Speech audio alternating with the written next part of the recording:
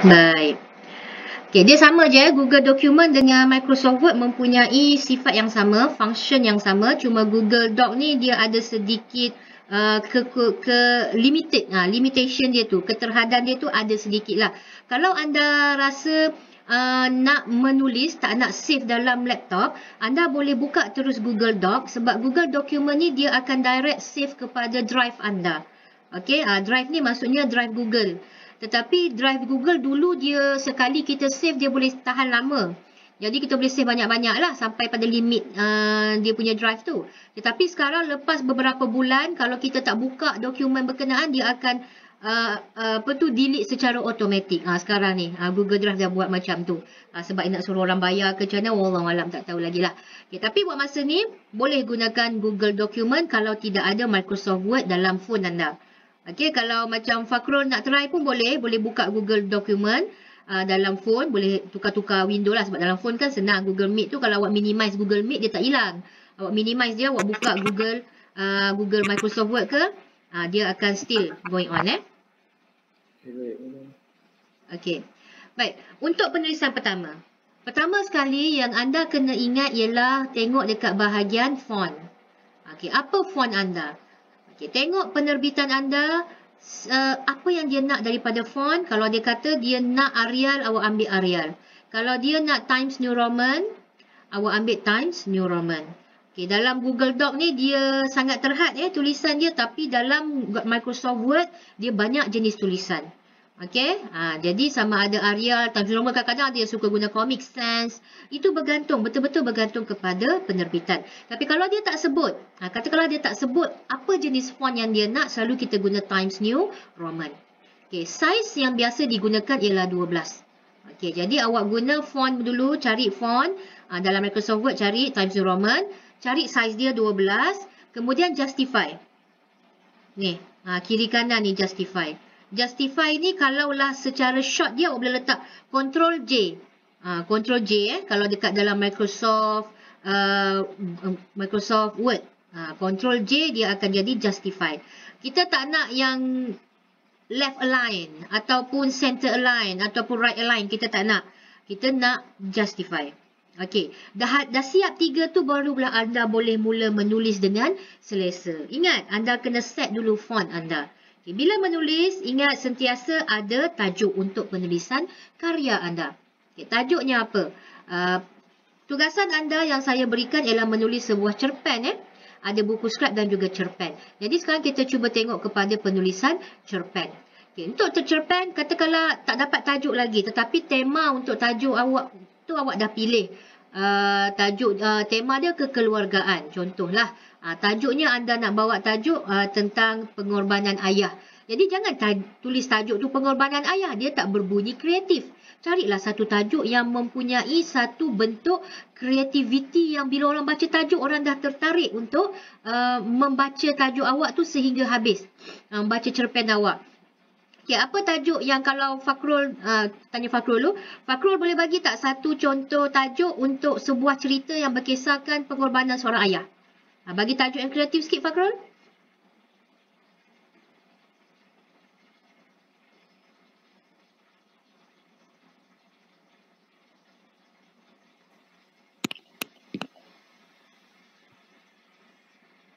Ya. Boleh Fakrul, apa tajuknya?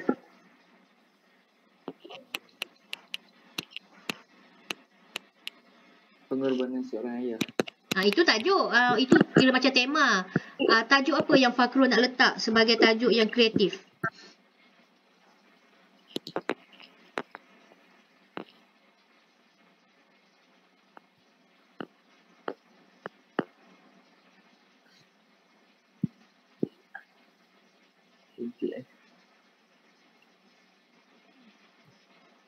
Tak ada idea? Tak ada. Tak apa. Aisyah, ada idea Aisyah?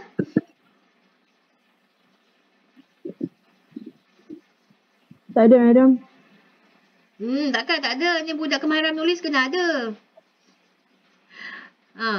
Okey, untuk tajuk selalu kita letak bold Bold, kalau tajuk pengorbanan ayah mungkin tak letak direct lah pengorbanan ayah. Kita letak tajuknya Harga huruf besar, harga sebuah kasih ayah. Contohnya lah. Okey, harga sebuah kasih ayah. Okey, jadi dekat situ itu adalah tajuk. Okey, kemudian tulis karya siapa? Karya. Okey, macam saya guna nama pena saya, Odia Freya. Okey. Biar dulu kat situ. Yang itu kita boleh adjust nak letak tengah ke, nak letak bold ke, tak bold. Yang itu nanti kita akan buat lepas kita dah habis menulis. Sekarang kita nak mula menulis dengan cara kita nak kena tengok apa?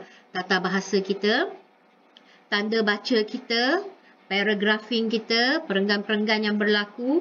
Okey, buka tutup kata sebab dalam sebuah cerpen pun kadang-kala adanya dialog. Okey. Walaupun ada setengah-setengah penerbit, mereka tidak begitu cenderung kepada dialog di dalam sebuah cerpen. Ada setengah penerbit dia lebih kepada satu cerpen yang tidak ada dialog. Dia guna latar belakang sahaja. Dia guna kekuatannya ialah daripada plot, bagaimana penceritaan itu dilakukan tanpa dialog. Satu pun tak ada dalam cerpen tu. Ada setengah-setengah penerbit masih menerima dialog-dialog yang berkaitan, tetapi tidak banyak. Sebab kita bukan buat skrip drama, kita buat cerpen. Cerpen lebih kepada kaedah deskriptifnya. Deskriptif bermaksud penggambaran. Bagaimana anda menggambarkan situasi yang berlaku, kawasan persekitaran yang ada, watak-watak pelakon yang melakonkan watak mereka. Jadi dekat sini anda banyak menggunakan perbendaharaan kata. Perbendaharaan kata ni ialah perkataan-perkataan untuk menggambarkan semua benda tu. Deskriptif. Jadi nak tak nak kena kembali kepada kamus. Saya dah ajar awak cari dalam carian umum. Fakrul mungkin tak tahu lagi. Okay, kita setiap kali nak menulis ni, saya kena ada internet, saya nak akan buka awal-awal carian umum. Carian umum, PRPM, buka awal-awal. Lepas tu nanti bila nak cari ejaan ke, nak cari penggunaan ayat ke, penggunaan perkataan ke, kita boleh cari terus dekat sini. Baik. Untuk memulakan perenggan pertama. Okay, kalau Fakrul tak ada komputer pun tak apa, Fakrul boleh tulis. Saya nak bagi anda dalam 10 minit. 10 minit apakah perenggan pertama anda? Macam mana nak mulakan perenggan pertama? Kena tolak sikit tab dia. Kemudian mulakan dengan ayat pertama. Ayat untuk perenggan pertama. Okey, jadi panjang ke untuk permulaan? Selalunya untuk satu perenggan kita tak panjang. Dalam paling panjang pun 5 ayat lah. Tapi dalam 5 ayat tersebut, ia mengandungi satu gambaran yang cukup luas terhadap cerpen anda sebagai pengenalan. Dia pendek je 5 ayat. 5 ayat bukan 5 patah perkataan. Yang macam ni, ayat itu perkataan. Ayat satu perkataan. Untuk satu perkataan. Perenggan satu perkataan. Pertama satu perkataan. Itu perkataan. Tapi kalau macam ni, ambil 4-4 ni kita panggil ayat. Jadi kena ada lebih kurang 5-6 ayat itu sahaja. Kalaulah perenggan tu panjang sampai 10-16 ayat, boleh, tak ada masalah. Itu mungkin fashion atau trend seorang penulis menulis. Cuma kita tak nak orang mula-mula dah bosan dengan pembacaan yang begitu panjang pada perenggan pertama. Sebab tu saya kata perenggan pertama ni dia pendek tapi isinya cukup luas. Bila orang baca, anda dah boleh paku pemerhatian dia ataupun pembacaan dia tu kepada perenggan-perenggan yang akan datang. Paku tu maksudnya awak dah grab dia dah. Baca je perenggan pertama terus pegang. Okey. Jadi saya bagi 10 minit kepada Fakrul. Tak boleh dah jawab lepas ni, madam tak ada idea, tak ada. Awak kena tulis juga 10 minit. Lepas tu Fakrul dengan Aisyah kena bentang pada saya. Kena baca perenggan pertama anda. Okay, tajuk dia tadi tu, ini tajuk madam, harga sebuah kasih ayah. Tapi tema dia tadi tu ialah berkaitan dengan pengorbanan seorang ayah. Bagaimana anda nak mulakan ayat, bagaimana nak memulakan perenggan pengenalan untuk harga sebuah kasih ayah. Okey, jelas ke arahan saya? Aisyah jelas ke? Jelas, madam. Fakrul jelas Jelas. Okey, 10 minit. Saya tutup kamera saya. Awak boleh mula menulis perenggan pertama. 5 ayat je. Okey? Boleh mula.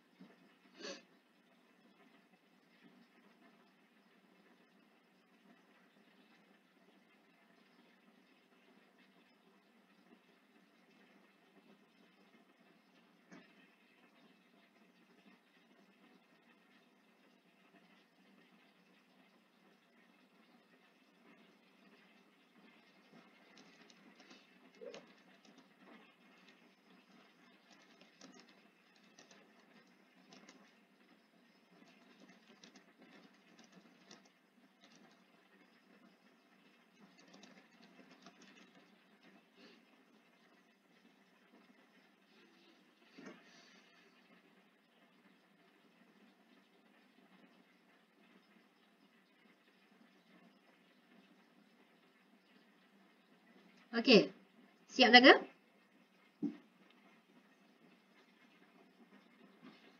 Madam, dia tak ada idea. Tak ada idea. Nak boleh tak ada idea.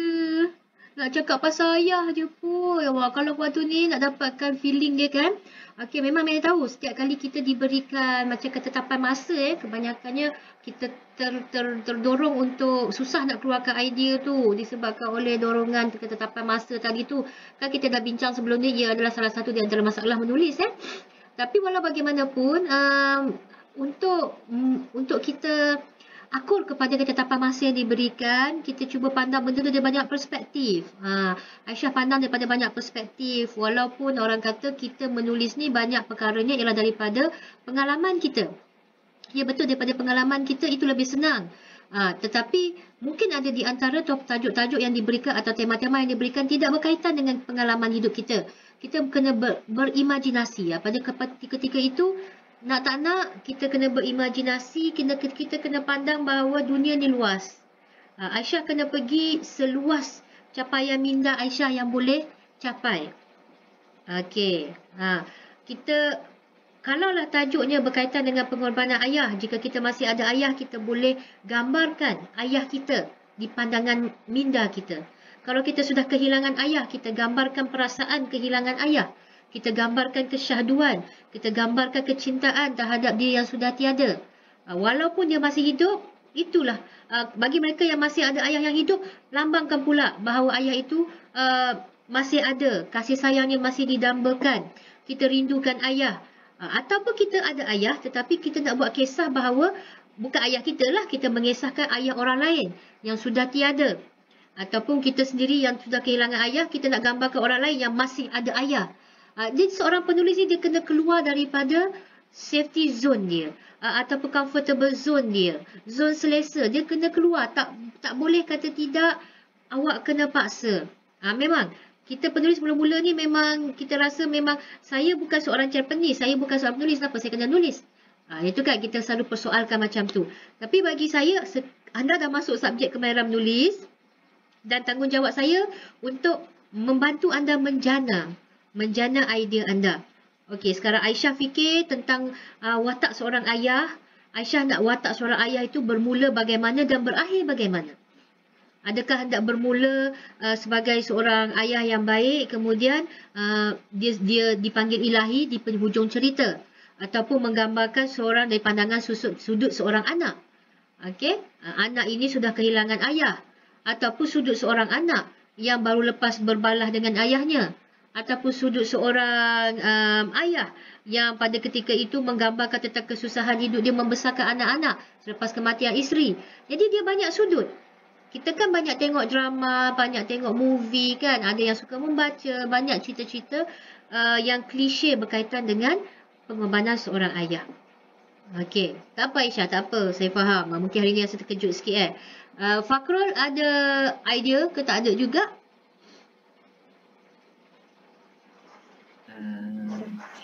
Saya cuba. boleh. Boleh, alhamdulillah. Boleh Fakrul, silakan.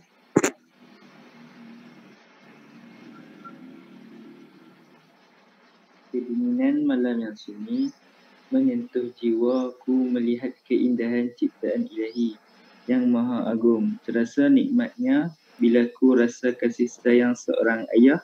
Tu habis. Habis sampai situ lah. Idea tak sampai situ. Okey, tak apa. Ni mesti sempat baca Madam punya ni tadi. Okey, Fakrul, terima kasih. Okey, kita tengok Madam present. Okey, tak apalah Fakrul, at least bila dia tengok yang tadi tu, dia dapat idea sikit tu pun cukup lah. Aisyah tak apa, Madam pasti Aisyah akan sikit demi sikit cuba untuk mendapatkan idea Baik, ini adalah perenggan pertama saya. Okey.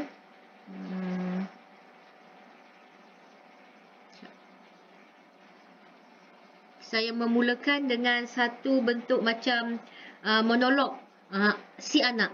Saya membuat daripada sisi pandang seorang anak. Okey, kebiruan laut yang menerjah pandanganku pada ketika ini amat menggamit syahdu di jiwa.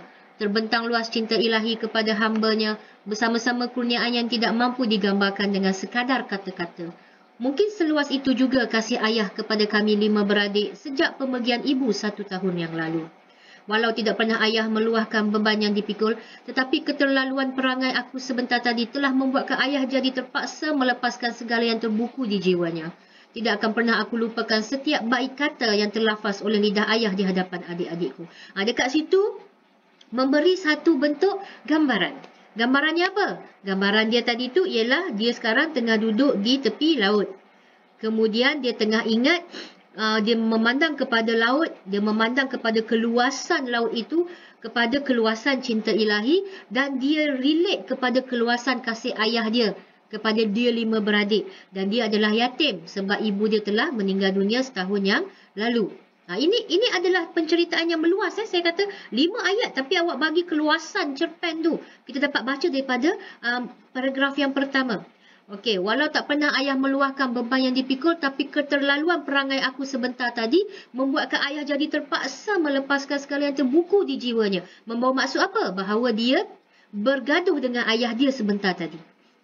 Jadi kesyahduan dia tengok laut, kesyahduan dia mengingat kepada ayah dia telah mengingatkan dia kembali kepada perangai dia tadi depan ayah dia sehingga bergaduh. Okey, dan ayat terakhir, tidak akan pernah aku lupakan setiap baik kata yang terlafaz oleh lidah ayah di hadapan adik-adikku. Maksudnya ada di antara kata-kata ayah dia yang dia ingat pada ketika itu. Jadi kat situ dah memberikan satu bentuk macam persoalan kepada pembaca. Apa sebenarnya yang berlaku sampai mereka bergaduh? Apakah baik-baik kata yang terlafaz oleh lidah ayah tadi? Jadi mereka akan terus membaca. Inilah yang dikatakan ialah kita grab, kita paku perhatian pembaca untuk mereka terus membaca. Walaupun ayat tak panjang, walaupun tak sampai 16 ayat untuk pengenalan, tetapi awak bawa semuanya ke dalam 5 baris ayat yang mana kelima-lima ayat ini membawa satu bentuk mesej permulaan yang kita dah boleh faham bahawa aku membaca dari sudut pandangan seorang anak yang baru lepas bergaduh dengan ayahnya. Anak ini anak yatim. Dan apa sebenarnya sehingga mereka bergaduh? Dan apa ayah dia cakap sampaikan tiba-tiba dia boleh jadi syahdu bila tengok kepada lautan. Di situ nampak tak macam mana seorang penulis bermain dengan ayat-ayat dalam pengenalannya. Inilah cerpen yang saya nak awak tulis. Cerpen yang tidak direct. Dia tidak direct. Dia tak cakap ayah saya bernama Encik Long Tuan Kecil bin Long Tuan Lah. Itu nama ayah saya. Ayah saya seorang pesara tentera. Ayah saya berumur 57 tahun. Ayah saya dilahirkan di Kelantan. Tak ada. Itu esei budak sekolah rendah. Itu esei biasa. Ayah saya kan. Tajuknya ayah saya. Cikgu suruh tulis 5 atau 10 ayat untuk menceritakan tentang ayah saya. Itu sekolah rendah. Tetapi ketika anda diminta menulis bukan esei, anda diminta menulis cerpen. Cerpen ini cerita pendek. Cerita. Bukannya anda mengenalkan ayah awak dah. Awak tak terkenal dah. Orang tak nak tahu dah siapa nama ayah dalam cerpen ni. Awak teringin nak tahu nama ayah dalam cerpen ni? Tak nak. Awak ingin nak tahu nama anak ni? Awak ingin nak tahu nama ibu dia? Tak. Sebuah cerpen tidak membawa kepada keinginan pembaca nak tahu siapa nama ayah dia. Tak ada. Kalaulah dia teringin nak tahu tu, mungkin ada di antara ayah awak yang membuat atau membina rasa ingin tahu dia. Tapi bila awak baca ni, awak dah cukup puas hati dengan perkataan ayah sahaja. Awak cukup puas hati dengan perkataan ibu sahaja kan? Itulah kelebihan cerpen. Melainkan bila awak cerita nanti ada awak menyebut nama ayah, nama ibu nanti tu, wallahualam lah, itu dari segi kaedah awak mereka cipta ayat awak ketika membawa plot. Tapi bila menulis cerpen, semua tu sebenarnya tidak secara direct.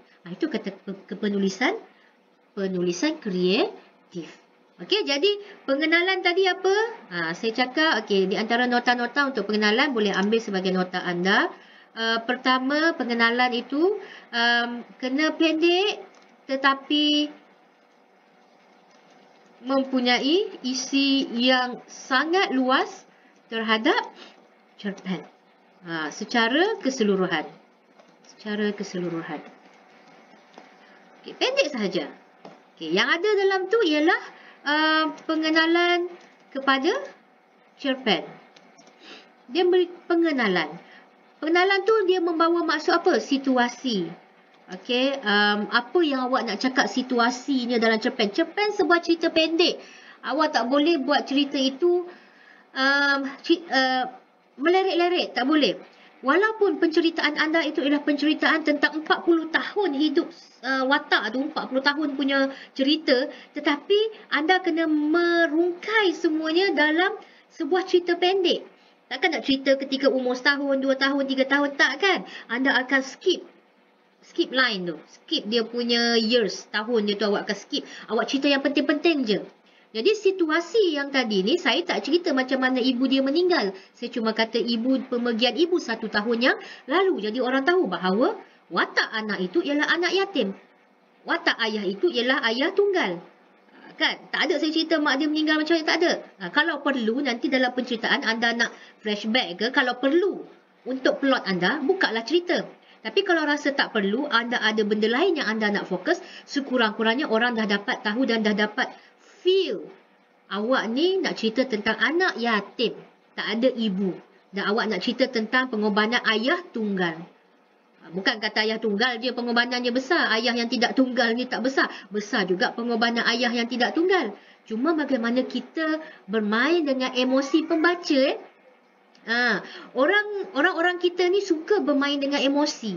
Bila kita cerita tentang ibu tunggal, kita cerita tentang anak yatim, kita cepat untuk grab emosi para pembaca.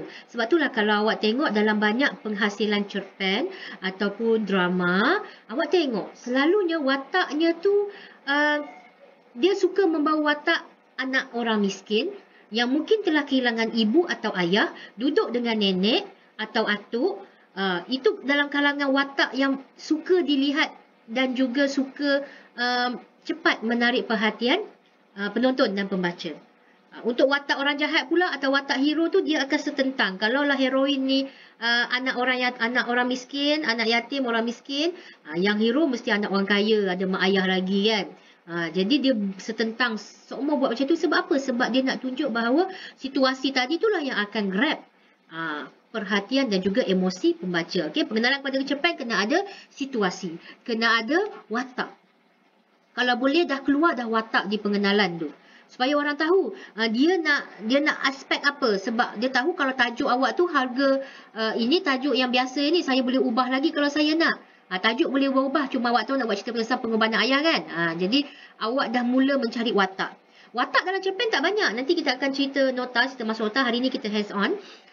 Watak dalam sebuah cerpen janganlah sampai 10 orang.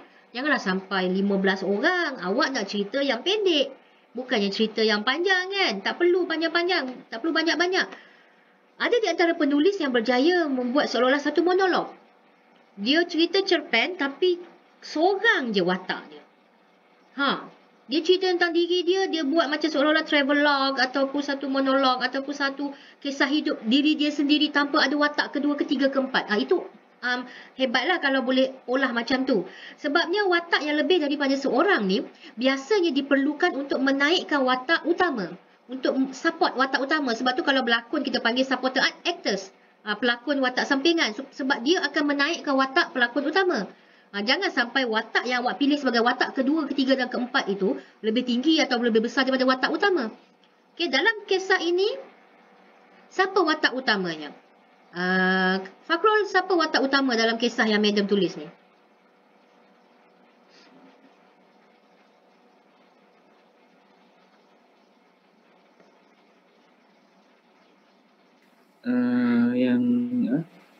Ayah dia watak utama dalam cerita ni. Okey, apa pandangan Aisyah pula? Siapa watak utama Aisyah?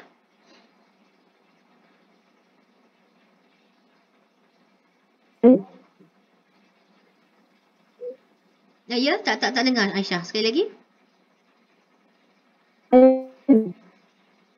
Putus-putus lah. Siapa? Ayah dia. Ayah dia. Okey. Dengar tak? Dengar. Okey. Ayah dia ya, awak cakap. Baik. Itu bergantung kepada penulis. Madam sekarang melihat daripada pandangan penulis. Kita tengok sisi. Bila watak utama, kita kena tengok sisi penulisan itu. Memanglah, bila kita baca pengenalan ini, menampak seolah-olah ayah itu sebagai watak utama. Awak nampak kan ayah watak utama sebab banyak dimaklumkan situ ayah. Okey. Apakah benar watak utamanya adalah ayah? Mungkinkah aku ialah watak utama? Tengok balik. Mungkinkah aku ialah watak utama? Sebab kita memandang daripada sisi aku. Aku ini ialah anak sulung. Sebab dia cakap di hadapan adik-adikku. Dia ada 5 beradik. Di hadapan adik-adikku dia adalah anak sulung. Aku ini. Di situ kita mula bermain dengan watak. Mungkin pembaca rasa ayah cerita ni pasal ayah. Adakah benar watak ayah itu adalah watak utama? Bila dia raise the question in the first paragraph, sebenarnya dia terdorong untuk mencari jawapan. Bila pembaca terdorong mencari jawapan, awak berjayalah buat dia untuk terus membaca. Okey, jadi bila pengenalan pada cerpen kena ada situasi, kena ada watak. Ya betul lah tu, ada ayah, ada adik-adik, ada aku kan dalam cerita ini. Tapi jangan banyak sangat. Duk cerita pasal Johan, Minah, Ramlah. Semua orang awak sebut nama dia dalam watak pertama. Dalam pengenalan. Tak payah. Fikir sahaja beberapa watak yang boleh menaikkan plot dalam penulisan anda. Okey, itu situasi, watak dan juga plot tu anda dah tunjuk. Bagaimana saya memberikan anda plot untuk drama untuk cerpen ini? Plotnya ialah aku anak yatim tinggal dengan ayah tunggal sedang bergaduh sekarang ni dan juga kerana satu peristiwa, apakah insiden menyebabkan mereka bergaduh, dan sekarang aku sedang berada di tepi pantai sedang melayan perasaan dan kesyahduannya. Itu plot. Dalam satu perenggan anda memberi plot yang pelbagai yang boleh anda olah menjadi sebuah cerpen hanya berdasarkan kepada pengenalan anda. Okey? Bijak kat situ. Ditunjuk bahawa ayat pertama dan ayat kedua mungkin tak berkaitan dengan cerita secara direct. Tetapi secara indirect, kebiruan laut yang menerjah pandanganku pada ketika ini amat menggamit syahdu di jiwa. Terbentang luas cinta ilahi kepada hambanya bersama-sama kurniaan yang tidak mampu digambarkan dengan sekadar kata-kata. Itu ialah dua ayat yang memberikan satu bentuk macam orang kata gambaran. Gambaran kepada satu perasaan syahdu. Satu perasaan kehambaan. Maksudnya dia ingat lagi Tuhan. Dia ni mungkin orang yang beragama lah. Buat perangai dengan ayah pun mungkin dia masih ingat Tuhan. Dia masih lagi merasakan bahawa kesyahduan itu masih ada. Masih ada kesedaran terhadap luasnya kasih ayah tu. Masuk ayat ketiga, dia masuk terus kepada kasih ayah. Itu menunjukkan beberapa plot yang awak boleh garap dalam cerpen awak lepas ni. Mungkin perenggan kedua, ketiga, keempat, mungkin awak dah mula bercerita tentang insiden yang berlaku. Apa yang menyebabkan awak bergaduh? Buatlah cerita. Lepas tu, perenggan yang seterusnya. Bercerita pula bagaimana kata-kata tadi tu boleh memberi kesan kepada anda sehingga anda wujud perasaan syahdu. Lepas tu awak cerita. Maksudnya, untuk pengenalan yang awak dah mula membuka plot. Terus, cerpen cerpennya awak jangan anggap cerpen ni melet-lerit. Tunggu sampai paragraf ketiga baru nak cerita plot. Secara keseluruhan, dia akan membazirkan penulisan anda. Sedangkan satu paragraf dalam penulisan cerpen ini membawa makna yang besar untuk cerpen. Awak ada had penulisan ya cerpen. Cerpen yang terbaik ialah sekitar 1,500, 2,000, 2,500 macam tu lah. Paling panjang pun 2,500. 2,500 paling panjang. Tapi selalu kebiasaannya 2,000 tu dah mula berhenti dah. Penulis dah mula disuruh berhenti 2,000 tu. Bol lagi. Itu dah akan jadi novel pula nanti. Ni cerpen ni ialah awak perlu 1,500 hingga 2,000. Jadi setiap patah ayat awak itu, setiap perenggan anda adalah bermakna untuk penulisan. Kalau anda lewah, perenggan 1, perenggan 2, perenggan 3 baru nak masuk plot, baru nak bagi pengenalan, awak lewahlah 2 perenggan 2 tu. 2 perenggan itu menjadi sia-sia. Sedangkan 2 perenggan itu anda boleh masuk plot, climax, anda boleh masuk macam-macam benda dalam 2 perenggan. Jadi nak jadi penulis cerpen ni kena kedekut sikit lah. Dia tak boleh membazir menjadi penulis cerpen. Sebab itulah orang kata nak menulis cerpen ni tidak semudah menulis novel. Novel susah juga. Dia panjang. Untuk cerpen anda memendekkan cerita yang panjang. Tapi untuk novel, sebuah cerpen pendek, anda boleh leretkan dia menjadi sebuah novel. Novel ni kira istilah leret tu adalah dalam istilah novel ni. Kita meleret panjang sikit cerita dia. Yang ini kan 5 ayat ni dalam novel boleh jadi 10 perenggan dalam 5 ayat tadi tu. Dalam novel awak tukar kepada 10 perenggan. Boleh. Sebab novel ia perlu kepada penceritaan yang lebih mendalam. Penceritaan lebih mendalam. Okey, kebiruan laut yang menojah pandangan kepada ketika ini amat menggamit syahdu di jiwa. Awak boleh panjangkan ayat tu untuk novel. Okey, aku dapat memandang sekumpulan ikan tengah berenang di dalam laut ke, ataupun cakap angin menyepoi sepoi bahasa menampar wajahku ke. Awak boleh panjangkan lagi dalam novel untuk satu ayat ni. Tapi untuk cerpen tak boleh. Yang panjang anda kena pendekkan. Nama pun cerita pendek. Okey, jadi ada situasi, ada watak, ada plot. Kalau boleh tu saya tambah sikit, ada garis masa. Ada garis masa. Garis masa ni maksudnya ialah bahasa Inggeris dia timeline. Garis masa ni menunjukkan pada waktu tu apa? Malam ke? Pagi ke? Macam saya tak beritahu malam pagi. Saya beritahu bahawa dekat garis masa ni ialah aku ini ialah anak yatim. Kehilangan ibu dia 1 tahun yang lalu.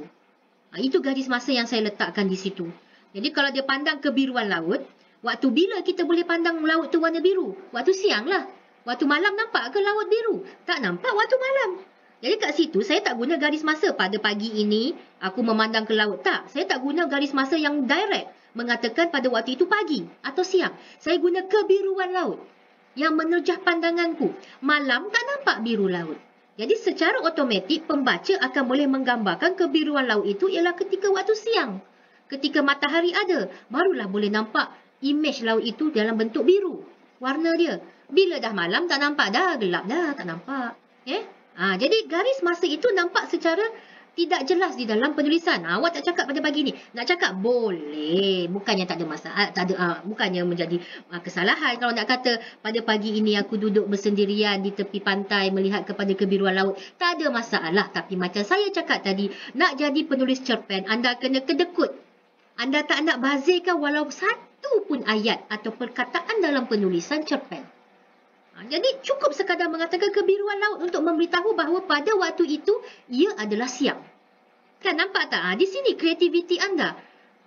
Untuk cerpen.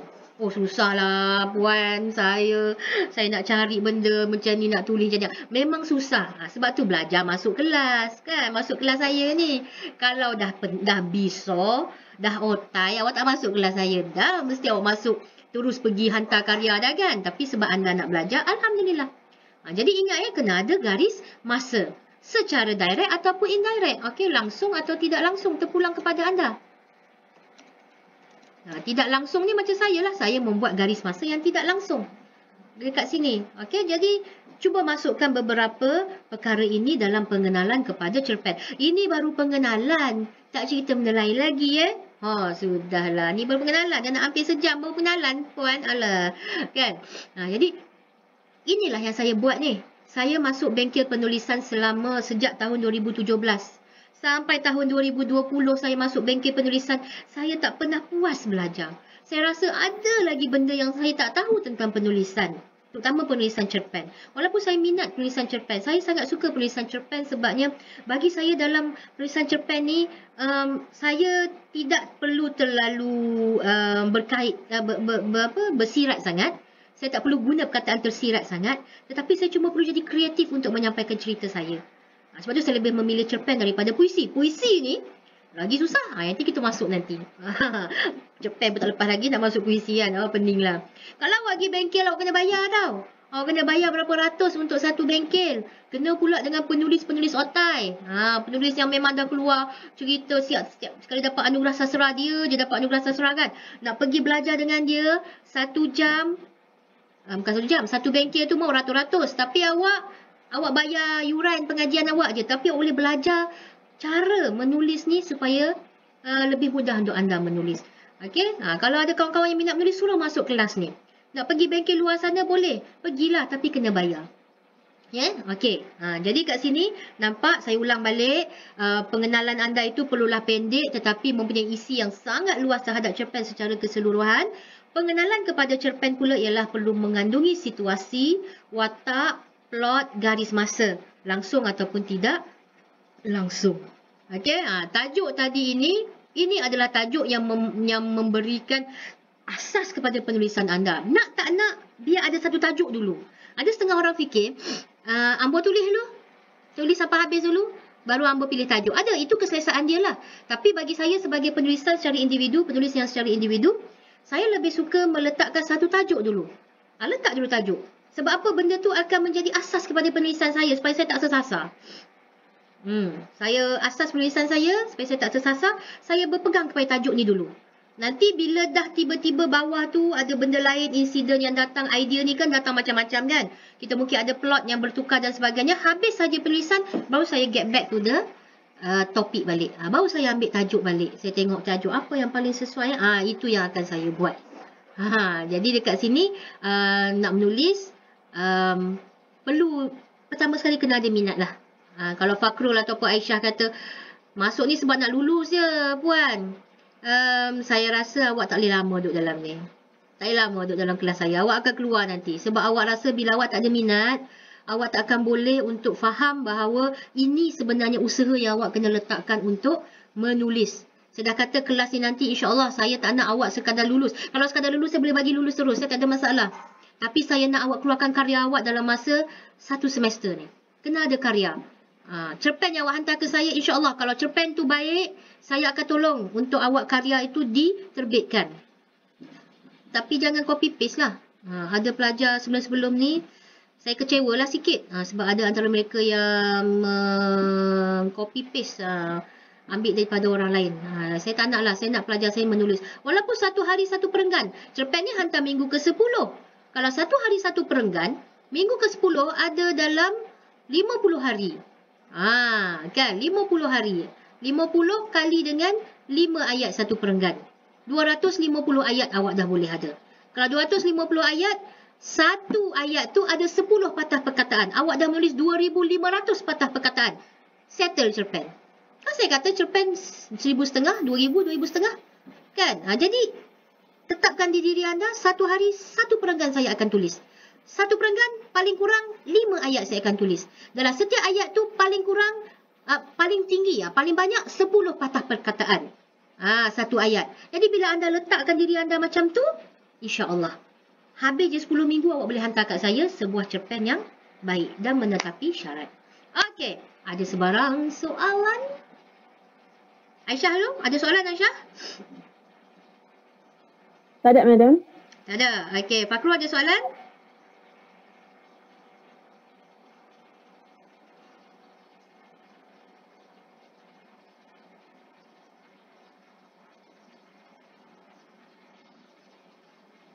Tak ada Fakrul. Ke lagging macam mana? Okey, baik. Kalau tak ada soalan, saya pun tinggal 3 minit je lagi, tak apa. Saya minta kalau boleh anda mula dah untuk menulis cerpen dan buku skrip anda. Buku skrip tu buat juga, tapi setiap kali ada masa terluang, tulis satu perenggan dengan 5 ayat.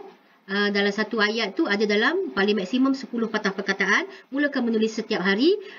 Ganti apa tu, kata sambung cerita anda. Di penghujung anda akan dapat satu bentuk cerpen yang terbaik untuk diri anda. Okey Fakrul, ada soalan? Ada. Kan kena buat satu hari 10 patah kataan kan? Tajuk bebas lah. Fakrul cuba semak, nanti masuk Google Classroom. Fakrul semak CG. Dalam CG tu ada tema. Okey. Okay, baik. Okey. Baik, saya rasa itu saja daripada saya. Terima kasih banyak sebab hadir. Kita jumpa lagi. InsyaAllah saya nak tengok sama ada tutorial nanti tu saya boleh buat kelas atau tak. Saya nak tengok dulu perlu tak buat kelas. Sebabnya semalam saya tak buat kelas kan. Kita tengoklah macam mana, tunggu saja pengumuman dalam grup WhatsApp kita.